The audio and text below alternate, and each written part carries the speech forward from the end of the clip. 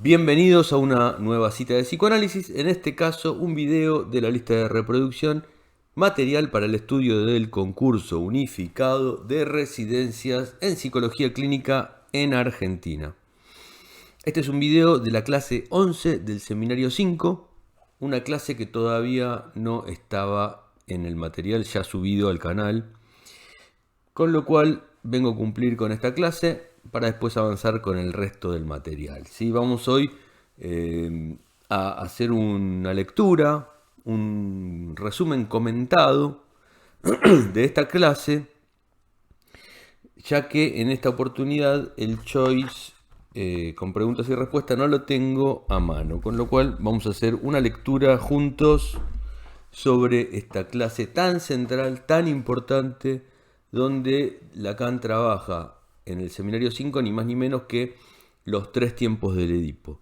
Por supuesto que ustedes pueden escuchar esta clase, este video, las veces que quieran, pero luego de hacerlo pueden, por supuesto deben ir al material a estudiarlo en mayor profundidad, ya que si bien vamos a tocar los puntos centrales de la clase, este video les va a servir como una fuerte, una potente introducción para después ir al texto y hacer el trabajo que corresponda y que cada quien necesite, ¿sí? Así que bueno, sin más, vamos directamente. Hoy tenemos vamos a mostrar los gráficos de la clase. Sin más, vamos a comenzar con el comentario de la misma, ¿sí? Vamos.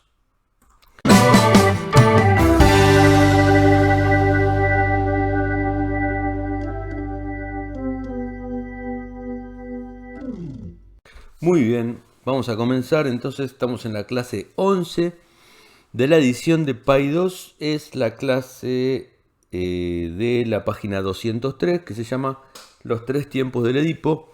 Sabemos que, más allá de las críticas que podríamos llegar a realizar a esta edición supervisada y realizada, elegida por Jacqueline Miller, vamos a atenernos al material que están pidiendo para el examen en esta oportunidad y llegará más adelante el tiempo de hacer las críticas pertinentes, leerlo desde un posicionamiento crítico y poder corregir, modificar, rever algunos de los conceptos que va presentando Lacan en esta traducción, es decir, Miller en esta traducción, con lo cual en esta oportunidad vamos a ir directamente a leer la letra de Lacan de acuerdo a esta traducción de PAI 2, ¿sí? Bueno, vamos a comenzar. Al principio lo que dice Lacan introduce la clase en la primera página, la 203, diciendo que, vamos a leerlo y lo comentamos brevemente, dice: les hablo de la metáfora paterna. ¿Sí? Espero que se hayan dado cuenta de que les estoy hablando del complejo de castración. No porque les hable de la metáfora paterna, les estoy hablando del Edipo. ¿Sí? Si mi discurso estuviera centrado en el Edipo, ello supondría una enorme cantidad de cuestiones y no puedo decirlo todo al mismo tiempo. ¿Sí? Bueno, es claro, ¿no? Lacan distingue con claridad que no está trabajando el Edipo en su totalidad, sino que hace foco en un aspecto del Edipo que es el complejo el llamado por Freud complejo de castración, y que él lo pone en línea con la metáfora paterna, ¿verdad? Él dice: les hablo de la metáfora paterna. Espero que se den cuenta que no estoy hablando de todo el Edipo, sino que estoy hablando de el complejo de castración. ¿Sí? Dice así: el esquema que les traje la última vez reúne lo que he tratado de hacerles entender bajo el título de los 3 tiempos del complejo de Edipo. ¿Sí? Que es lo que vamos a ver en esta clase, los 3 tiempos del complejo de Edipo que Lacan aísla de esta manera, ¿sí? Con lo cual es un material novedoso para los que estaban escuchando el seminario y para quien se introduce por primera vez a la lectura de Lacan también, por supuesto, ya que es diferente o amplía, digamos, aporta un material nuevo por sobre lo que dice Freud al respecto. Luego verán, más adelante en su carrera, que en realidad Lacan empieza a torcer todo lo que dice Freud, ¿sí? Pero bueno, por lo pronto va agregando material nuevo a lo que ya dice Freud y es de hecho novedoso y es lo que lo hace difícil de entender también a Lacan, quien viene de tener leído a Freud, porque Lacan habla sobre Freud, pero siempre agregando, modificando, proponiendo algo distinto, novedoso respecto de la teoría freudiana. O sea, es psicoanálisis lacaniano de Lacan, pero toma los elementos de Freud, pero los modifica, ¿sí? Entonces, dice, el último esquema reúne lo que traté de hacerles entender bajo el título de los 3 tiempos del Edipo, ¿sí? De lo que se trata, como les destaco en todo momento, es de una estructura constituida no en la aventura del sujeto, sino en otra parte, en la que él ha de introducirse. Con lo cual lo que dice es que el complejo de Edipo es una estructura ya constituida en la que el sujeto va a introducirse, es decir, lo preexiste. Es una estructura que lo preexiste al sujeto y en la que él tiene que introducirse de alguna manera.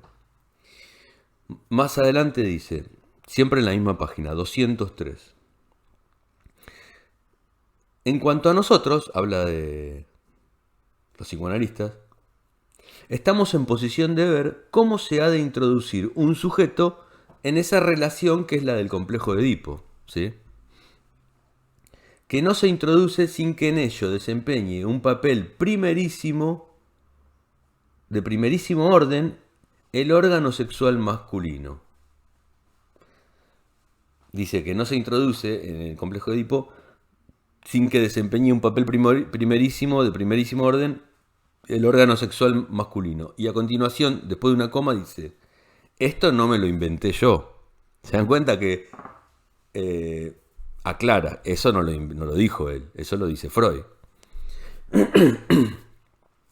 Y continúa, este es centro, eje, objeto de todo lo que se relaciona con aquel orden de acontecimientos muy confusos y muy mal discernidos que llaman el complejo de castración.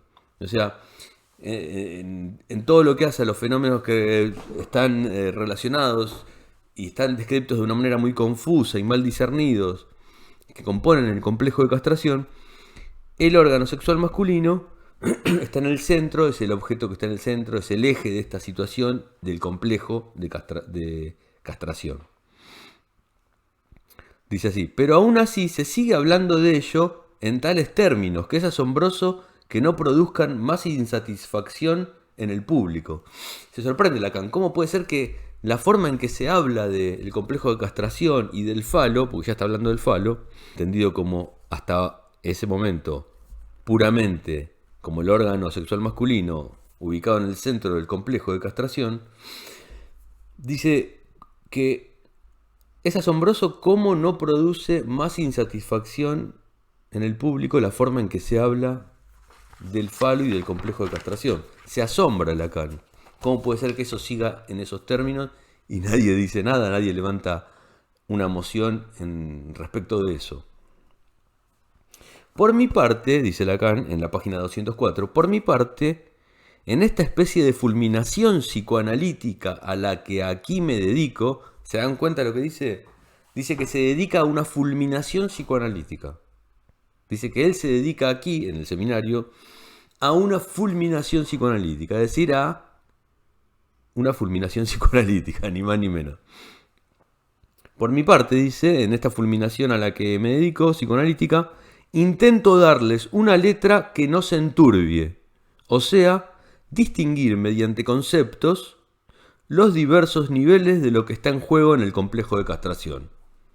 ¿Sí? Fíjense qué interesante, dice que quiere darles, a los que oyen, una letra que no se enturbie. Una letra que no se enturbie. Recuerden que Lacan siempre utiliza el matema para su transmisión, en tanto entiende que el matema es la forma de comunicar, de transmitir de la ciencia. Ustedes recuerdan que tenemos, por ejemplo, el mayor y más claro y cercano de los ejemplos, a la fórmula, por ejemplo, de la relatividad de Einstein, que es una fórmula conocida por todos. Esa es la forma de la transmisión de la ciencia por medio de la letra, ¿sí? De un álgebra. Entonces Lacan dice, intento darles una letra que no se enturbie, o sea, que se mantenga a través del paso del tiempo. O sea, de distinguir mediante conceptos los diversos niveles de lo que está en juego en el complejo de castración. Ahí está diciendo lo que va a hacer y después agrega, hay que hacerlo intervenir tanto en una perversión que llamaré primaria, en el plano imaginario, como en una perversión de la que tal vez hablaremos hoy un poco más y que está íntimamente vinculada con la terminación del complejo de Edipo, a saber, la homosexualidad. ¿Sí? Bueno, ya vamos a ver, al final habla sobre homosexualidad, vamos a llegar hasta ahí. Lo más importante son los 3 tiempos del Edipo, porque, claro, la homosexualidad en ese momento, Lacan se dirige a un público en el cual la homosexualidad todavía figuraba en los manuales de diagnóstico psicopatológico, con lo cual estamos en otra época, ¿verdad? Ahora. Sin embargo, vamos a hacer una mención del último fragmento de la clase donde trata sobre homosexualidad, porque si bien, ya les digo, se dirige a un público que espera que la homosexualidad sea tratada como una patología, aún así Lacan lo trata de manera ciertamente diversa y extrae cuestiones estructurales que pueden ser interesantes y que no necesariamente se refieren a la homosexualidad, pero en este punto lo encara de esa manera Lacan. Así que bueno, vamos a ver algún fragmento de eso para el final de la clase. Ahora vamos a pasar al punto 1 de la clase. Ustedes saben que estas clases están divididas como por apartados. Bueno, vamos a comenzar con el apartado número 1. Bueno, vamos a comenzar entonces con esta primera parte. Ya les presento el primero de los esquemas que Lacan muestra. Bueno, por lo menos aparecen acá. Supongo que los dibujó, los escribió en el pizarrón Lacan. Y comienza así. Dice, en los esquemas que les propongo y que están extraídos del jugo de la experiencia, trato de establecer tiempos. No son por fuerza tiempos cronológicos, pero no importa, porque también los tiempos lógicos pueden desarrollarse solo en una determinada sucesión. Claro, los tiempos lógicos también se pueden desarrollar en una sucesión, pero no necesariamente en una sucesión cronológica. ¿Sí? Puede ser una sucesión que tenga una lógica que no sea la de la flecha, es decir, la de la unidireccionalidad del presente hacia el futuro. En los tiempos lógicos se puede producir un movimiento diferente en cuanto a la sucesión. Hay sucesión, pero no necesariamente es de adelante, del presente hacia adelante. ¿Sí? Hay un movimiento, hay un video en mi canal, les voy a dejar en la descripción, que hablo sobre eso, apoyándome en lo que dice Lacan, ¿sí? Cómo lo trabaja Lacan. Así que se lo dejo en la descripción, ¿sí? El video donde trabajo eso por si les interesa. Muy bien, continuamos. Tienen ustedes, por lo tanto, en un primer tiempo, ya estamos en el primer tiempo del Edipo, como les dije, dice Lacan, la relación del niño no con la madre, como suele decirse. ¿Sí? En el primer tiempo está la relación del niño no con la madre, sino con el deseo de la madre, que es algo diferente. No es lo mismo que el Edipo trate de la relación del niño con la madre que la relación del niño con el deseo de la madre. ¿Sí? Bueno, en el primer tiempo pasa eso. Se da la relación del niño con el deseo de la madre. Con lo cual es un deseo de deseo, ¿sí? Bien hegeliano. De lo que se trata es de un deseo de deseo. Lo que hay que entender, dice Lacan, es que este deseo de deseo implica estar en relación con el objeto primordial que es la madre. En efecto, y haberla constituido de tal forma que su deseo pueda ser deseado por otro deseo. En particular, el del niño. Lo que hay que entender es que, digamos, este deseo implica estar en relación con el objeto primordial, es decir, con la madre, y haberla podido constituir de tal forma que su deseo pueda ser deseado. ¿Sí? O sea, no siempre esto es posible, quiere decir Lacan, sino que tienen que darse ciertas condiciones para que el deseo de la madre pueda ser deseado por el niño, por el deseo del niño. Que puede haber, tiene que poder haber una coincidencia, tiene que darse la posibilidad de que estos dos deseos se compaginen, digamos, para que uno desee el otro. Muy bien, continuamos. Dice, ¿dónde se sitúa la dialéctica de esta primera etapa? Pregunta Lacan. ¿Dónde se sitúa la dialéctica de esta primera etapa? En ella el niño está particularmente aislado, ¿sí? Desprovisto de todo lo que no sea el deseo de aquel otro que él ya ha constituido como el otro, siempre con mayúscula, que puede estar presente o ausente. ¿Sí? O sea, el niño está aislado y desprovisto de todo lo que no sea el deseo del otro, de este otro primordial que es la madre. Se trata entonces de saber cómo podrá alcanzar dicho objeto, que es el deseo del deseo, dado que está constituido de forma infinitamente más elaborada en la madre, quien va algo más adelantado en la existencia que el niño, ¿no? Entonces se trata de saber cómo que el deseo del niño puede alcanzar ese deseo de la madre, que es muy complejo, ¿verdad? Se presenta como algo muy complejo. Entonces, el objeto del deseo de la madre, dice acá Lacan, que el objeto del deseo de la madre es ni más ni menos que el falo. El objeto del deseo de la madre es el falo. Y dice que este objeto que hemos planteado es el falo como eje de toda la dialéctica subjetiva. ¿Sí? El falo es el eje de toda la dialéctica subjetiva. Y se trata del falo, entonces, en cuanto deseado por la madre. O sea, se trata, el objeto del deseo de la madre es el falo. Desde el punto de vista de la estructura, hay diversos estados distintos de la relación de la madre con el falo. Este desempeña un papel primordial en la estructuración subjetiva de la madre. Puede estar... A ver. Claro, acá dice Lacan que en la estructura... Perdón. Acá dice Lacan que en la estructuración subjetiva de la madre, el falo puede estar presentado con variantes de distintas maneras y que es demasiado complejo para desarrollarlo acá, entonces que dice que partimos aquí de una apreciación, de una consideración estructural, para poder, una estructural considerándola como significante para poder avanzar, ¿sí? Por eso, para poder avanzar sobre pasos seguros, es necesario hacer algunas distinciones. Y dice así: si nos fiamos simplemente de nuestro esquemita habitual, que es este que tienen en pantalla, el falo se sitúa aquí, ahí donde lo ven, es un objeto metonímico, ¿sí? En el significante podemos conformarnos con situarlo así, en un objeto metonímico. Debido a la existencia de la cadena significante, circulará de todas formas como la sortija por todas partes en el significado. Y es en el significado lo que resulta de la existencia del significante. La experiencia nos enseña que este significante adquiere para el sujeto un papel principal, el de un objeto universal. Fíjense que lo ubica como significante en la cadena significante en la cual va a circular como sortija, ¿sí?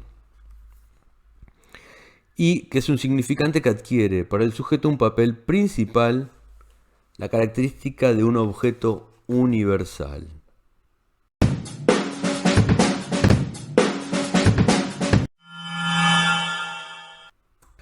Dice así entonces, en la otra página 206, dice: ¿cómo concebir que el niño, que desea ser el objeto del deseo de su madre, ¿sí? Dijimos que el niño quiere ser el objeto del deseo de su madre, el cual es un deseo con cierta complejidad, en tanto la madre es una persona adulta, supuestamente, Y aún así, digamos, con las variantes que pueda tener la personalidad de esa madre, está muy alejado de las posibilidades del niño ese deseo.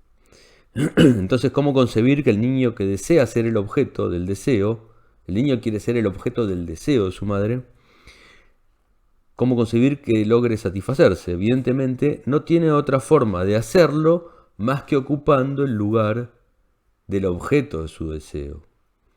O sea, el niño puede alcanzar el deseo de la madre ocupando el lugar del objeto deseado por la madre, con lo cual va a ir a ocupar el lugar de donde lo ven en el cuadro, donde dice N, ahí está el niño.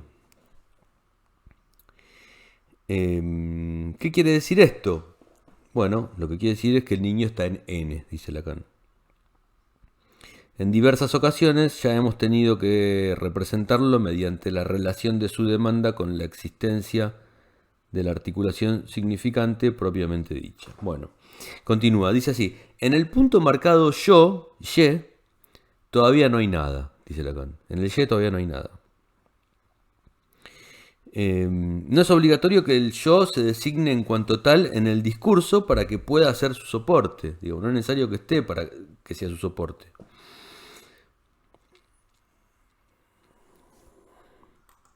En D, donde ven ahí donde está el deseo, en D surge el deseo esperado de la madre, ¿sí? Enfrente se sitúa lo que será el resultado del encuentro de la llamada del niño con la existencia de la madre como otra, a saber, un mensaje. En M está el mensaje siempre, en este cuadro del grafo del deseo, ¿sí? Siempre está el mensaje, con lo cual ahí se posiciona el mensaje. Tengan paciencia, de a poco vamos a ir avanzando. Tengan paciencia, que esto requiere un trabajo minucioso. Entonces, decíamos que enfrente está el mensaje. Fíjense, con esta pregunta se ordena qué es lo que quiere mostrar Lacan acá con este cuadro. Dice, ¿qué se necesita para que el niño llegue a coincidir con el objeto del deseo de la madre? ¿Sí? Ya que podemos representar en este nivel como lo que está inmediatamente a su alcance. Todo lo que pasa en el piso inferior del grafo explica de alguna manera qué es lo que necesita el niño para lograr coincidir con el deseo de la madre. Dice entonces, léanlo ustedes en detalle, porque digamos, este grafo tiene como idas y venidas, esa circularidad que pueden ver ahí. Y dice que el niño entonces recibe pues en M el mensaje, en el lugar M en el mensaje en bruto del deseo de la madre, mientras que debajo, en el nivel metonímico, donde ven el objeto del yo, con respecto a lo que dice la madre, se efectúa una identificación con el objeto de esta, ¿sí? Bueno, entonces Lacan dice acá que esto es extremadamente teórico, por eso pueden sentarse a ver efectivamente cómo es que circula eso, pero es importante captarlo, dice, porque captar que lo que se pone en juego es cómo el niño accede a ocupar el lugar del objeto del deseo de la madre, porque esto va a permitir concebir, comprender, anudar lo que pasa a continuación, que es la entrada en juego del más allá de la madre, que es todo la línea puntuada del piso superior del grafo, que pueden ver en pantalla, el más allá de la madre, que está constituido por el discurso que sostiene el padre, ¿sí? En este caso el discurso que va a sostener el padre es el que está más allá de la madre y que funciona como el piso superior del grafo. Porque de alguna manera el niño tiende a inscribirse en el lugar de la metonimia de la madre, ¿sí? O sea, a convertirse en un súbdito, en su súbdito, en el objeto de su deseo, en el falo, porque primero asume el deseo de la madre de una forma bruta, dice Lacan, ¿sí? En la realidad de este discurso. Ya que como estuvimos viendo, digamos, la complejidad del deseo de la madre es tal que el niño no puede acceder a este más que convirtiéndose en súbdito y relegando su propia palabra, tal como lo dice acá en la página 207. Entonces, ya han visto ustedes en qué desplazamiento se basa lo que llamaremos en este caso la identificación primitiva. Todo esto tiene que ver con la identificación primitiva. Consiste en este intercambio que hace que el yo, el y del sujeto, vaya al lugar de la madre como otro con mayúscula. Mientras que el yo de la madre se convierte en su otro con mayúscula. Esto es lo que pretende expresar el peldaño que se ha subido en la pequeña escalera de nuestro esquema, lo cual acaba de producirse en este segundo tiempo. Ahora pasa ya al segundo tiempo de una manera moebiana, digamos. A continuación se conecta con el segundo tiempo en línea con subir en este segundo peldaño, ¿sí?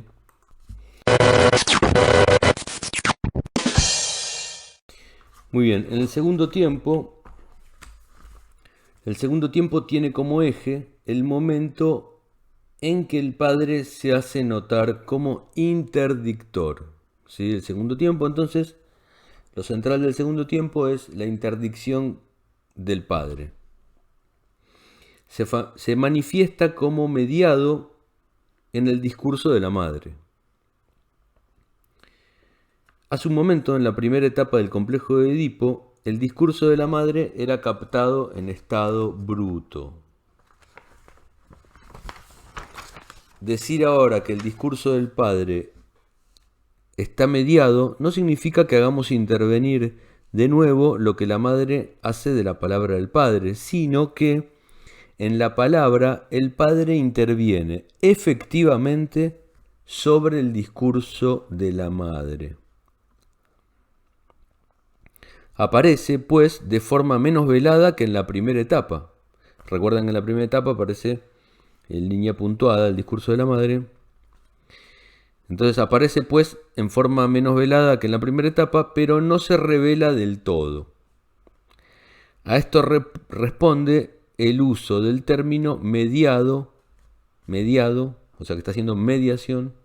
A eso responde, en esta ocasión, el uso del término mediado.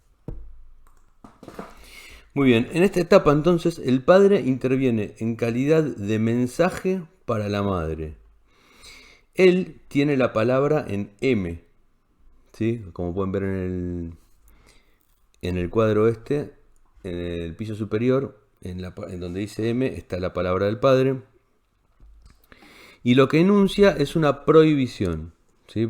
Enuncia una prohibición, un no, que se transmite allí donde el niño recibe el mensaje esperado de la madre. Donde el niño recibe el mensaje esperado de la madre,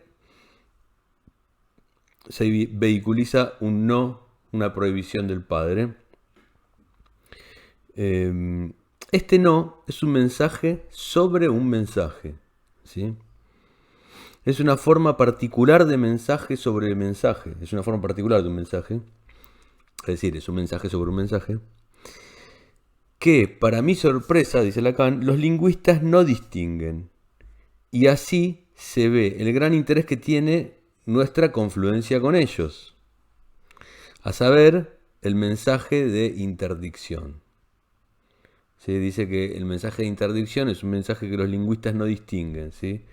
El hecho de que sea un mensaje que opera sobre otro mensaje. Dice, este mensaje no es simplemente el no te acostarás con tu madre, ¿sí? Dirigido ya en esta época al niño. Es un no reintegrarás tu producto, dirigido a la madre. Son también todas las formas bien conocidas de lo que se llama el instinto maternal, las que tropiezan aquí con un obstáculo. Bueno, seguimos. Esta prohibición llega como tal hasta el lugar de A, donde pueden ver, donde el padre se manifiesta en cuanto otro con mayúscula. A es otro con mayúscula. Es autre. En consecuencia, el niño resulta profundamente cuestionado, conmovido en su posición de súbdito. El objeto del deseo de la madre, entonces, está afectado por la interdicción paterna en este segundo momento. Esta segunda etapa, dice Lacan, es el meollo, ¿sí? El meollo de lo que podemos llamar el momento privativo del complejo de Edipo. ¿Sí? Se da en esta segunda etapa que aísla Lacan. Si puede establecerse la tercera relación, la etapa siguiente, que es fecunda, es porque el niño es desalojado, y por su bien, de aquella posición ideal con la que él y la madre podrían satisfacerse, en la cual él cumple la función de ser su objeto metonímico. Muy bien, excelente. Ahí está descrita la segunda fase, entonces, sin la cual no puede darse la tercera, por supuesto. Y acá Lacan introduce un paréntesis con un tema importante relacionado con la psicosis. Ustedes saben que en estas clases trabaja mucho la psicosis, en tanto, bueno, estamos hablando de la intervención de la metáfora paterna sobre el deseo de la madre, ¿sí? Esta parte del complejo de Edipo, de donde se supone que tiene mucho que ver con la producción de una estructura del orden de la psicosis. Les dejo el video en la descripción de una cuestión preliminar a todo tratamiento posible de la psicosis. Igualmente está incluido en el material que tienen que leer y estudiar para el examen, con lo cual, bueno, les comento que está ya en el canal y les dejo el link en la descripción de este video. Muy bien, vamos a ver el paréntesis, mientras les dejo ahí los cuadritos que ya trabajamos para que lo puedan ver. Dice así, esto es ya el apartado 2, ¿sí? La parte 2 de esta clase, donde introduce este paréntesis relacionado con la psicosis. Dice, es extremadamente importante considerar la forma en que el padre interviene en este momento en la dialéctica del Edipo. O sea, estamos entre la parte 2 y 3 del Edipo, entre el segundo y tercer tiempo. En la psicosis, el nombre del padre, el padre en cuanto función simbólica, el padre en el nivel de lo que ocurre aquí entre mensaje y código y mensaje, está precisamente forcluido, verworfen.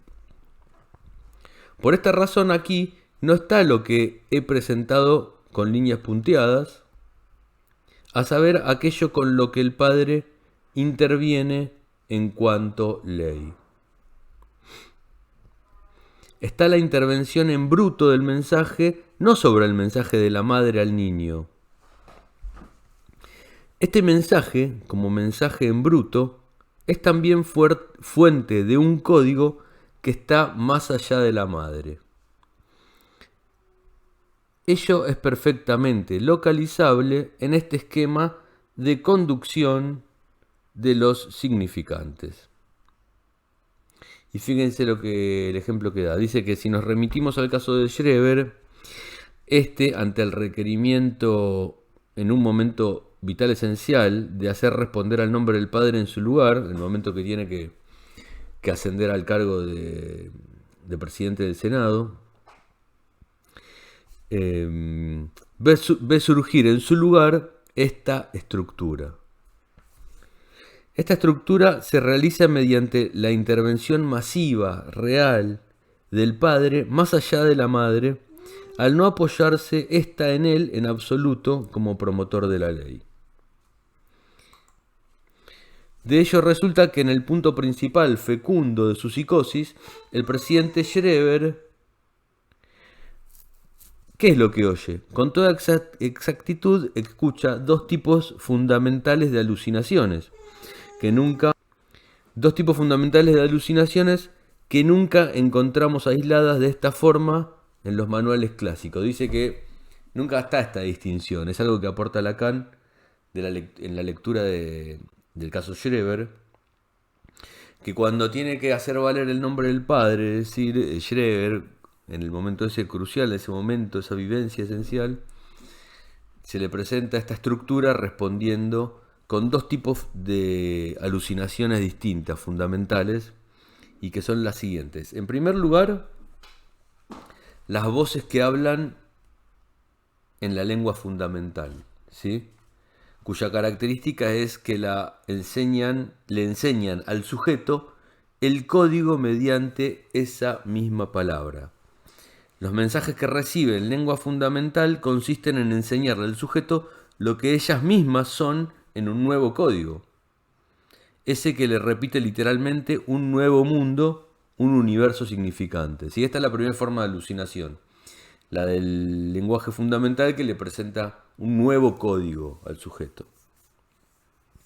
Y por otra parte, la otra forma de alucinación, la otra forma de mensaje que aparece es el mensaje interrumpido, ¿sí? Ustedes recuerdan que son pedazos de frases que aparecen, por ejemplo, especialmente TAD, punto suspensivo. Ahora quiero, punto suspensivo. Que es un tipo de alucinación también que sufre Schreber en este momento y que no termina, digamos, son fragmentos de ideas, ¿no? Inicios de órdenes y en algunos casos verdaderos principios, pero que no inconclusos, ¿sí? Mensajes interrumpidos. Estos mensajes entonces se presentan como puros mensajes, órdenes u órdenes interrumpidas, como puras fuerzas de inducción en el sujeto y son perfectamente localizables en ambos lugares. Mensaje y código disociado, ¿sí? He aquí a qué se reduce la intervención del discurso del padre cuando desde el origen está abolido, ¿sí? Como está abolido el discurso del padre, se reduce a estas dos formas que describe Lacan y que, tal como dice, no habían estado descritas aún en los manuales de psiquiatría clásicos. Ahora sí, vamos a pasar a la etapa siguiente del complejo de Edipo, que es la tercera, que supone en las condiciones normales que el padre intervenga en tanto que él lo tiene, al falo, dice acá.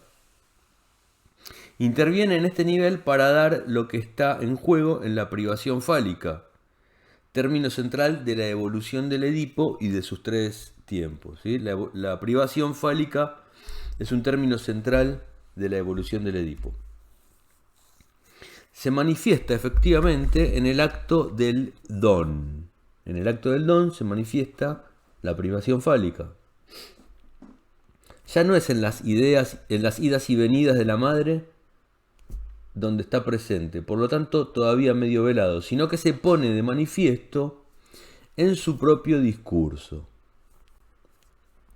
En cierto modo, el mensaje del padre se convierte en el mensaje de la madre, en tanto que ahora permite y autoriza. Mi esquema de la última vez solo quiere decir eso, que este mensaje del padre, al encarnarse, puede producir la subida de un nivel en el esquema, y así el sujeto puede recibir del mensaje del padre lo que había tratado de recibir del mensaje de la madre. Por mediación del don o del permiso concedido a la madre, obtiene a fin de cuentas esto: se le permite tener un pene para más adelante. El falo, para más adelante. He aquí lo que realiza efectivamente la fase del declive del Edipo.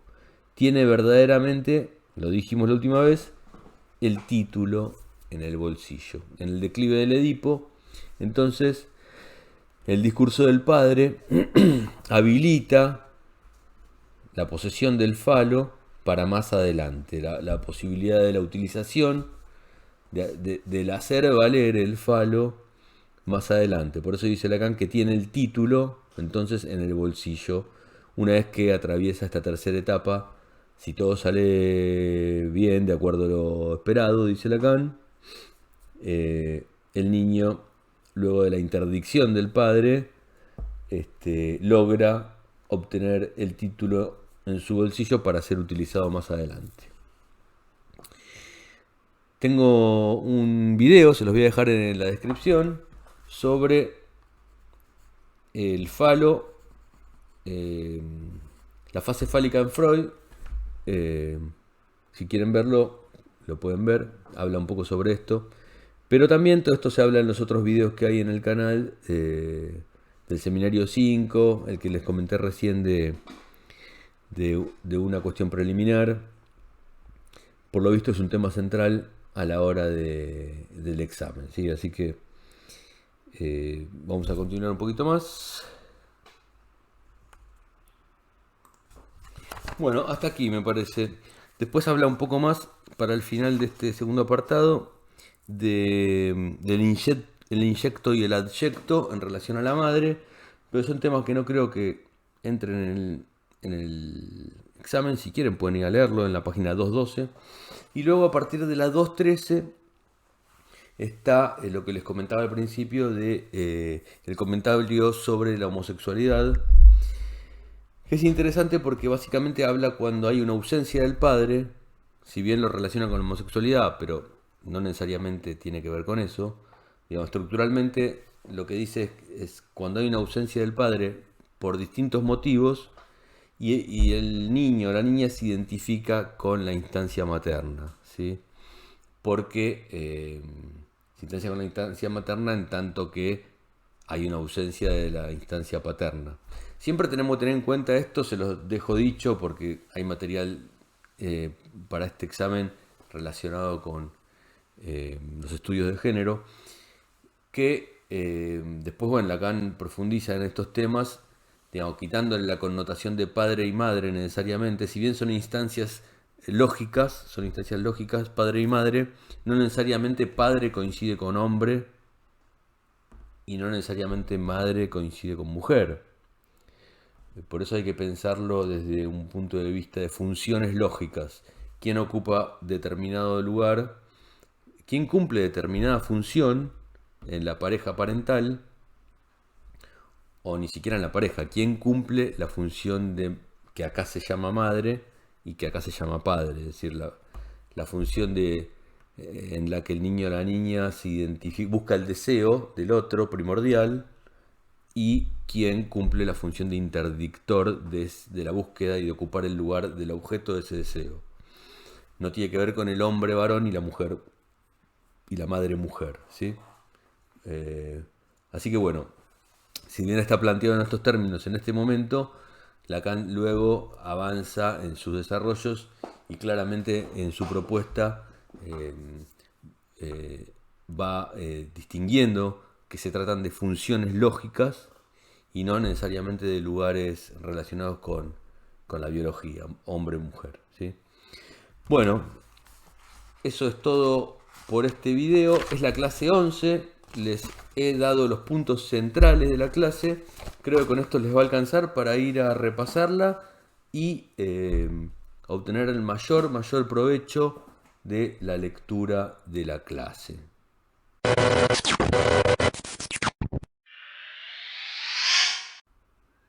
Así que eso es todo por hoy. Espero que les haya servido, interesado, gustado, entretenido, instruido esta clase. Y los dejo hasta la próxima cita de psicoanálisis, hasta el próximo video de material para el estudio del concurso unificado en Psicología Clínica de la República Argentina. ¿Sí? Les dejo un fuerte abrazo, espero que sigan muy pero muy bien. Chau y gracias.